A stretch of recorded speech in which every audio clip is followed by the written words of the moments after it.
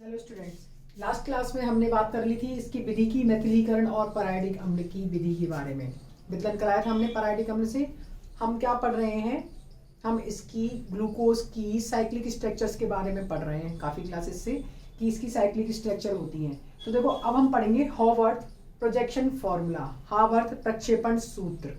हिंदी में क्या बोलते हैं इसको, हावर्थ प्रक्षेपण सूत्र। तो सबसे पहले हमने क्या लिया, ग्लूकोज, डी ग्लूकोज। देखो डी ग्लूकोज को हमने क्या किया, कुंडलित कर दिया है, घुमा दिया है। क्या है ये डी ग्लूकोज, डी ग्लूकोज को क्या कर दिया अपन ने, कुंडलित कर दिया। देखो नंबर डालो पहले तो इन पे,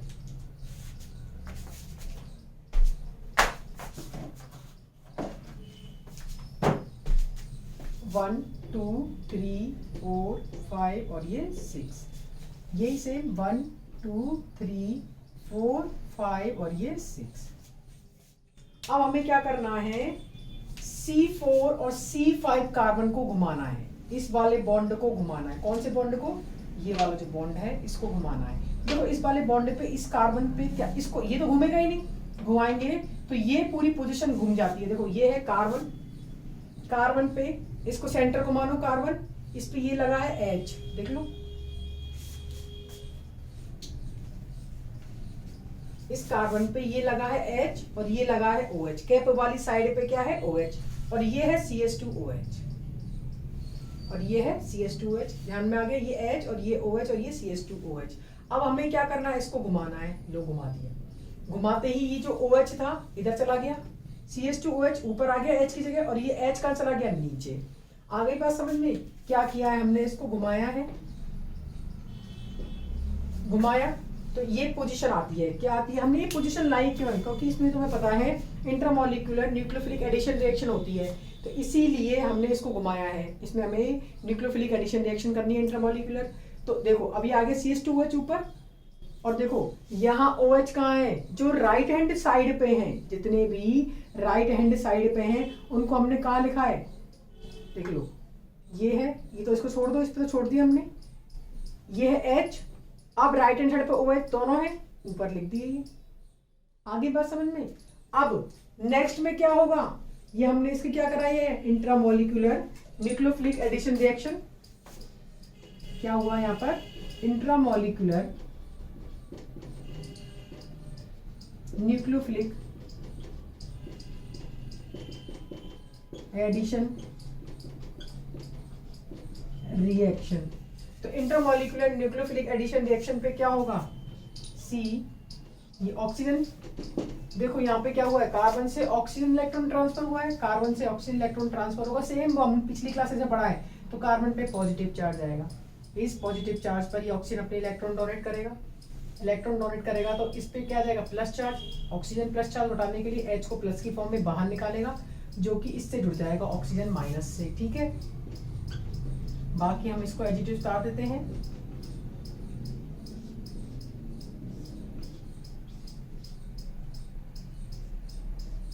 C, ठीक है, H OH OH H OH और ये H। अब इस वाले कार्बन पर, C1 कार्बन पर, इन पे कार्बन के नंबर डाल देते हैं हम, वही 1 2 3 4 5 और 6। अब C1 कार्बन पर 1 2 3 4 5 और ये 6, C1 कार्बन पर जो ये होता है समूह, इसमें OH अगर ऊपर की साइड हो और नीचे की साइड हो, दो अलग अलग पोजीशन बनेंगी। C1 कार्बन पर इसी के अनुसार इसको अल्फा और बीटा ग्लूकोसाइड बोला जाता है।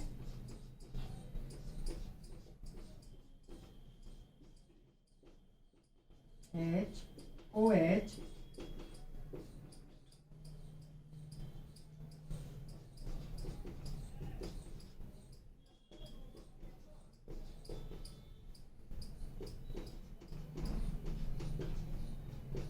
इस पे भी हम नंबर डाल देते हैं। इसको थोड़ा डार्क दिखा देते हैं, देखने वाले की ओर होता है, हावर्थ प्रक्षेपण सूत्र पढ़ रहे हैं इसलिए। डार्क साइड क्या बताती है कि ये देखने वाले की ओर है, तुम्हें ये हिस्सा दिखता है, और ये हिस्सा कहाँ है, ब्लैक बोर्ड के अंदर की ओर।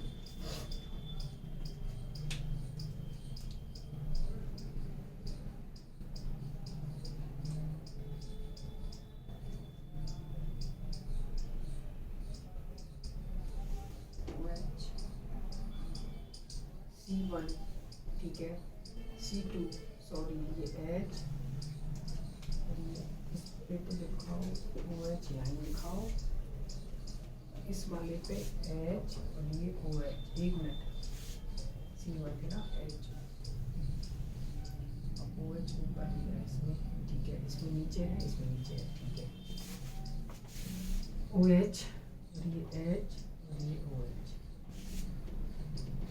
H और ये OH, ठीक है, ये H और ये OH। अब ठीक है, बन गई दो। देखो मैंने क्या किया था, एक्चुअली ये C1 मैंने क्या बोला है, जो भी राइट हैंड साइड पे है उनको ऊपर लेना है। क्या बोला है मैंने, जो भी राइट हैंड साइड पे ये बेसमूह लगे हुए हैं उनको ऊपर लिखना है। तो राइट हैंड साइड पे क्या है, OH,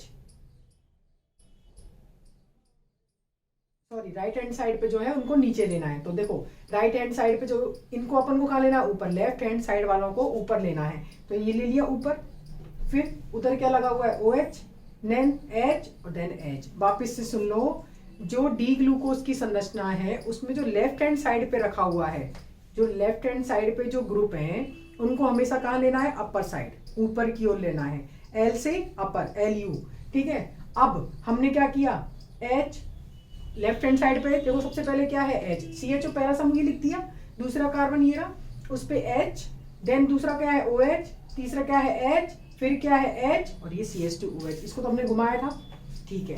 अब इसमें क्या होता है, इंट्रामोलिकुलर एडिशन रिएक्शंस होती हैं, तो उनमें जो ये कार्बन होता है C1 कार्बन, एनोमेरिक जो कार्बन है उस पर OH और OH की पोजीशन अगर ऊपर हो और एक नीचे हो, दो प्रकार की संरचनाएं बनती है उसी के अनुसार। इसमें कहाँ है CH, इसका OH कहाँ है, इसमें ऊपर की ओर, इसमें OH कहाँ है, नीचे की ओर। तो अब इसमें अगर OH, दोनों OH सेम साइड, ये रहा, सेम साइड जब आ जाते हैं तो इनको बोलते हैं अल्फा डी ग्लूकोपाइरेनोज और इसको बोलते हैं बीटा डी, जिसमें OH अपोजिट साइड पे होते हैं, अल्फा डी ग्लूकोपाइरेनोज 1 2 3 4 5 और ये 6, इसको बोलते हैं बीटा डी ग्लूकोपाइरेनोज। थोड़ा सा कंफ्यूजन हो गया था, सॉरी। लेफ्ट हैंड साइड वालों को ऊपर लेना है, उससे संरचनाएं बनानी है। अब जिसमें दोनों OH, हमने एक चीज तुम्हें पिछली क्लास में पढ़ाई थी कि बीटा टी ग्लूकोज अधिक स्थायी होता है बजाय अल्फा के, और कहा था बाद में बताएंगे। देखो इसमें संरचना में तुम्हें बस दिख रहा होगा OH पास में है। अभी तो इसकी हम कुर्सी रूप बनाएंगे, जो हम पढ़ते हैं ना चेयर फॉर्म और बोर्ड फॉर्म, साइक्लोहेक्सेन लाइक संरचना बन गई है इसकी। तो साइक्लोहेक्सेन की संरचना के अनुसार ही इसकी हम संरचना बनाएंगे, और फिशर वाली, और उसमें हम बताएंगे फिशर में कि इसमें जो दोनों OH है एक दूसरे को रिपल करते हैं, एक दूसरे को रिपल्शन होता है इसमें, इसी कारण ये कम स्थायी होती है। इसमें दोनों OH का है अपोजिट साइड है, ये क्या होती है, इसमें रिपल्शन मिनिमम होता है, इसीलिए ये ज्यादा स्थायी होती है। तुम इसका स्क्रीनशॉट ले सकते हो। ये हमने पढ़ा है हार्वर्ड प्रोजेक्शन फॉर्मूला,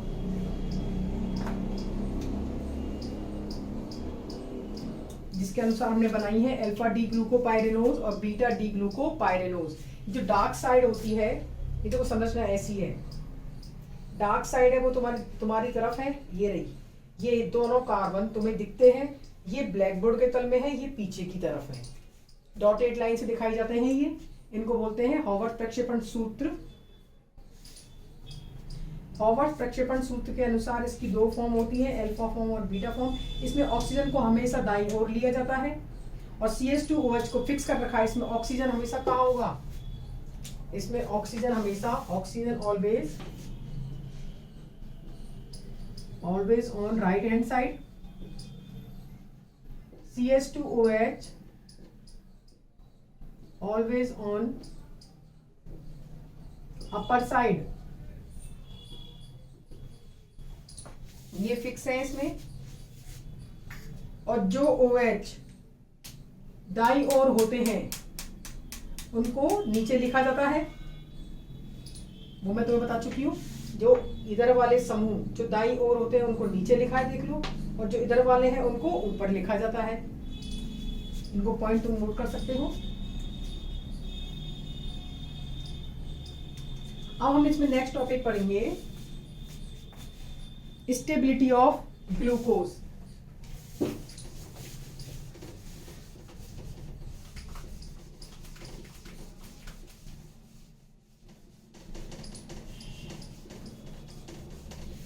देखो बच्चों, यहाँ से क्या डायरेक्ट क्वेश्चन आते हैं और ये थोड़ा बोरिंग भी है, लेकिन तुम इसको इंटरेस्ट लेके पढ़ोगे तो ये इंटरेस्टिंग लगेगा। अगर इसको पढ़ रहे हो कि अरे यार ये क्या पढ़ रहे हैं हम, तो तुम्हें ये बोरिंग लगने वाला है।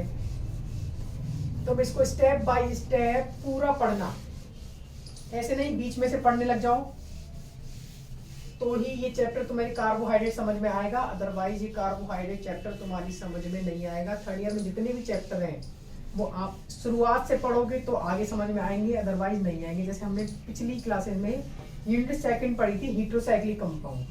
तो हीट्रोसाइक्लिक कंपाउंड्स में क्या था, अगर हमने 5 मेंबर्ड में एक भी पढ़ ली, चाहे हमने पिरोल पढ़ लिया, चाहे हमने फ्यूरेन पढ़ लिया, चाहे हमने थायोफीन पढ़ लिया, एक भी पढ़ लिया तो आगे की सारी अभिक्रियाएं क्लियर थी उसमें। ऐसे ही सेम कार्बोहाइड्रेट्स में है।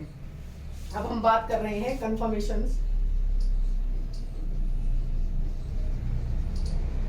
Of glucose. Conformations of glucose. अब कन्फर्मेशन ऑफ ग्लूकोज में हम इसका स्टेबिलिटी पढ़ेंगे। क्या पढ़ेंगे? ग्लूकोज का स्थायित्व, stability of glucose, stability of glucose. तो देखो स्टेबिलिटी ऑफ ग्लूकोज में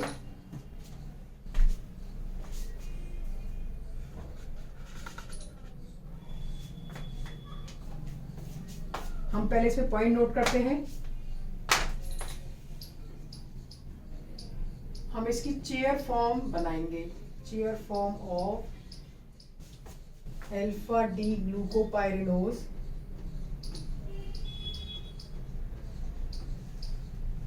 ड्रॉ या मेक, ठीक है, एंड बीटा डी ग्लूकोपाइरिनोज।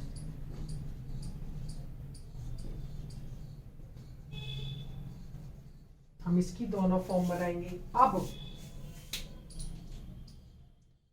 बनाएं इसको, फिर उसके बाद इसके पॉइंट्स लिखेंगे। पहले अल्फा,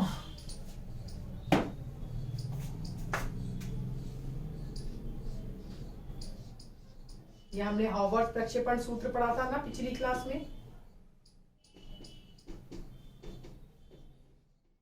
हमने ये दो चीज फिक्स कर रखी थी, कौन कौन सी? CH2OH और ऑक्सीजन। अब हमने उसमें क्या बोला था कि जो राइट हैंड साइड पे होंगे उनको नीचे लिखेंगे। क्या बोला था? जो राइट हैंड साइड पे होंगे उनको नीचे लिखेंगे। अब ये दोनों एक तरफ होंगे तो उसको अल्फा बोला था। देखो ये दोनों एक तरफ थे तो उनको अल्फा बोला था, अल्फा डी ग्लूकोपाइरिनोज।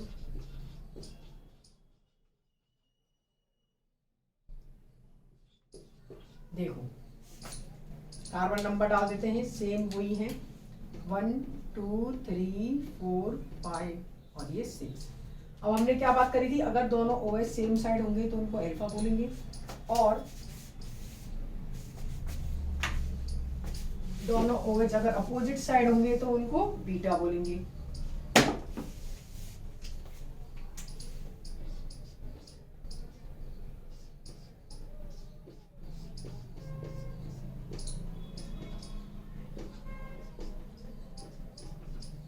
इसको हमें छेड़ना ही नहीं है।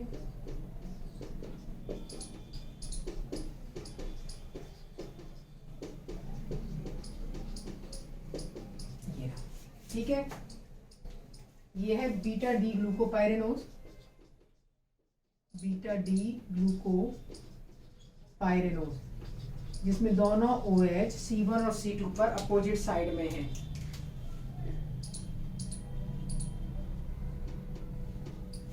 यहां तक कोई दिक्कत नहीं होनी चाहिए। अब हम बनाएंगे इसकी चेयर फॉर्म।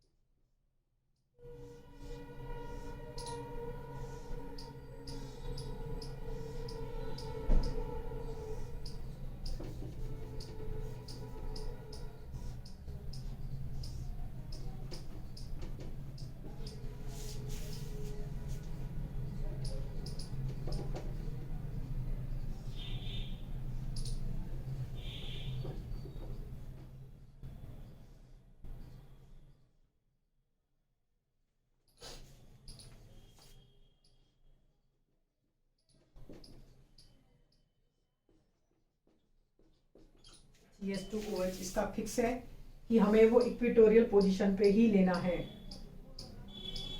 इसमें सारे बल्की ग्रुप जो है उनको इक्वेटोरियल पोजीशन पे लेना है।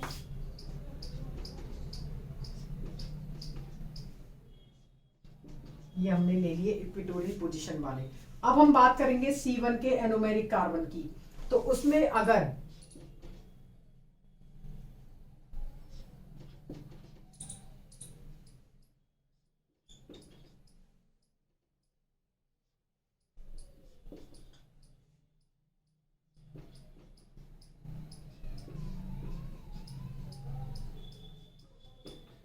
ये देखो इनमें कोई दिक्कत नहीं है।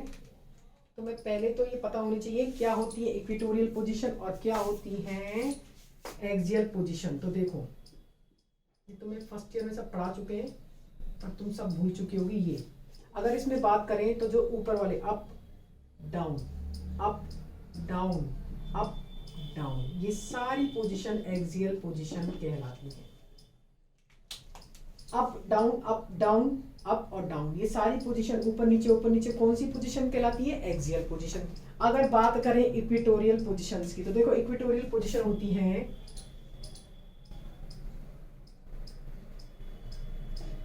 ये। अब बाकी की अंदर की ओर। नहीं समझ में आया? कैसे देखो थोड़ा। इक्वेटोरियल पोजीशन में हमें क्या करना है? देखो ये हमने बनाया है इनडायरेक्टली W। देखो ये U U U U और U। इस चीज को याद रखना। देखो तुम्हें याद है हमने एक तरह की संरचना बनाई थी, ये इस तरह की भी बना सकते हैं हम। तो इसमें क्या किया था हमने? W बनाया था और M बनाया था। देखो ये सारी इक्वेटोरियल पोजीशन है और ये सारी इक्वेटोरियल पोजीशन है। तुम्हें ऐसे ही इसमें करना है, या तो तुम इसको कर लेना अगर तुम्हें ये याद नहीं रहे।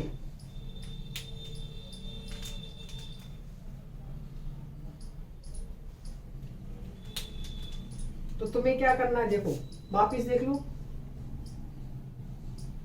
गौर से देखना। इसको क्या बन रहा है? ये M बन रहा है ना, M। तो ये दोनों पोजीशन कौन सी है? इक्वेटोरियल। ऐसे ही सेम मुझे यहां बनानी है।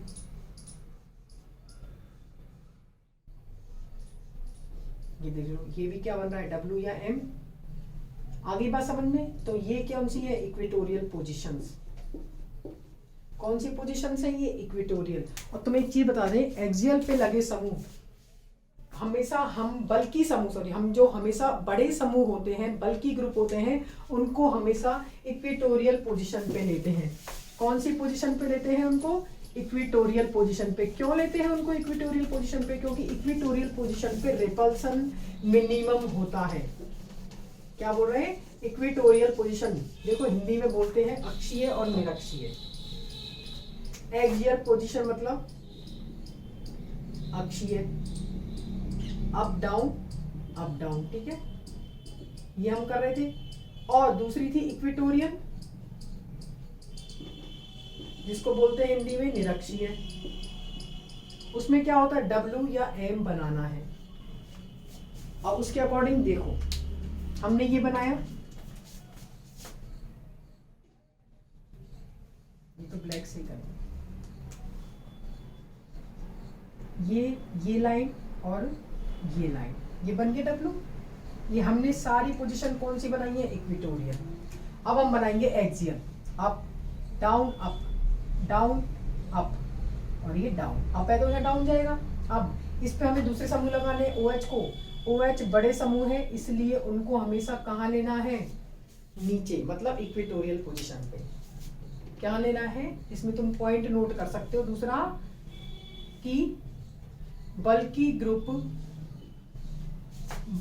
Group always on equatorial position.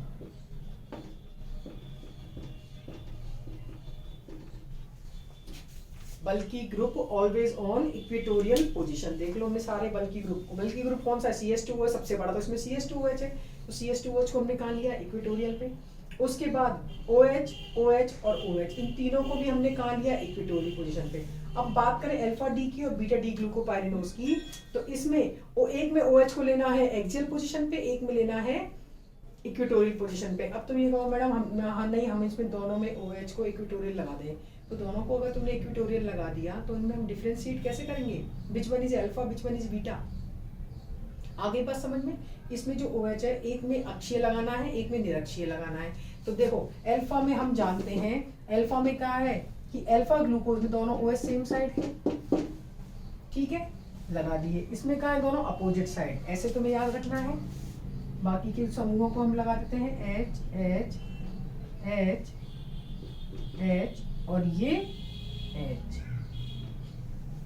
ठीक है, और इसमें ये OH। अब देखो एक चीज, इसमें OH इक्वेटोरियल पोजीशन पे आ रहा है, बीटा में यह है बीटा और यह है अल्फा। बीटा में OH इक्वेटोरियल पोजीशन पे होता है, इसका मतलब ये भी इक्वेटोरियल पे है ये भी इक्वेटोरियल पे है, दोनों इक्वेटोरियल पे हैं, तो दोनों में क्या है, रिपल्सन 0 के बराबर है, इसीलिए ये क्या होती है, ज्यादा स्थायी होती है।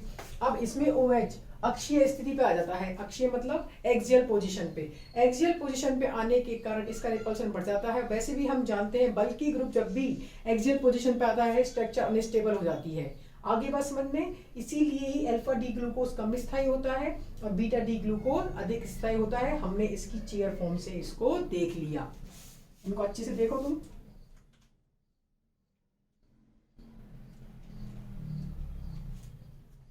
क्या बोला है हमने, beta D glucoside is more stable then alpha D. क्यों, क्योंकि इसमें OH बीटा डी में OH इक्वेटोरियल पोजीशन पे होता है और अल्फा डी में C1 कार्बन पर OH एक्सियल पोजीशन पे होता है।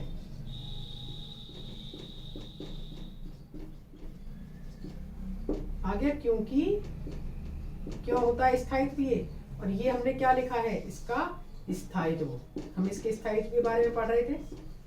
आगे बात समझ में, स्थायित्व में बीटा डी ज्यादा स्टेबल होता है बजाय अल्फा के, उसका कारण हमने देख लिया। अब हम नेक्स्ट क्लास में पढ़ेंगे डी फ्रक्टोज के बारे में। अब तुम्हें देखो क्या करना है, पूरी जितनी भी वीडियोज है अल्फा डी ग्लूकोज की डी ग्लूकोज की जितनी भी हमने स्टार्टिंग से लेके यहाँ तक पढ़ा है, तुम्हें सब कंटिन्यू पढ़ना है और उसी के अकॉर्डिंग नोट्स बना लेने हैं। मैं नोट्स वैसे तुम्हें भेज दूंगी, मैंने बाकी थोड़े नोट्स रह गए, बाकी के तो भेज दिए थे। अब तुम्हें सबसे इंपॉर्टेंट काम करने हैं, इसमें कंफ्यूजन होगा इसलिए डी ग्लूकोज को पहले पढ़ लो। अब हम पढ़ेंगे फ्रक्टोज के बारे में, सेम यही संरचना, ठीक है।